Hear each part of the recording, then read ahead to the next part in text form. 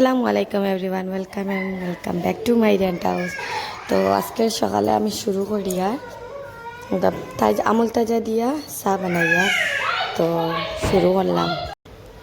Direct দুধের চা খেয়ে খেয়ে ভালো পাই। আমার কোনো সময় ভালো লাগে আর কোনো সময় ভালো লাগে না, নর্মালি বানাইয়া খাই। কুটুম আইসুন, কুটুম রে এখন নতুন ভব বানানি হয়েছে, তাই তোর শুন না। আর ওই গাই এটা একখান কুটুম তাকি আইছে, কুটুমেরা বেশ ভালো নাই, সুবিধার নাই। কুটুম রে কুটুমর ভব দিছে। আইজ বানাইছেন আবার সয়াবিন দিয়ে আলু দিয়ে। আমরা ঘরের মানুষে সয়াবিন খাইতে খুব ভালো পাই, স্পেশালি আমিও খুব ভালো পাই। আর এখানেও মুরুখ রান্ধিছেন, কারাই নিছে না, আপনার মুখ দেখাইতাম না, এবারে আমার উপরে বাদে সদমা হইব না, দেখাইতাম না কইন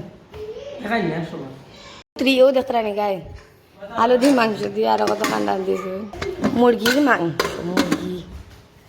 আর এটা তৈল সন্দেশ। আর এখানে হইলো আমার বাই ফুতে খায়, মতলব সাদা সবজি খালে তাহলে সাদা সবজি। একটা বাজি মনে হয়, একটা কি তারে বাবা, এটা তো বাজি স্মেল ঠিক আছে, এখন খারাপ হয়েছে না। আর একটু আপনারা কইবা খাটিবার সময় দেখাই আর সেলাই করবার সময় আর দেখাই না, তো সবসময় তো আর ভিডিও করা যায় না, এক হাতে শ্যুট করো এক হাতে ভিডিও। তো সেলাই করি লাইছি আমি, একটা রেডিমেড পিস আসলো আর পিসও কম কাপড় থাকে, আর যার লাগে বানাই আর টাইম ডাবল এক্সেল লাগে।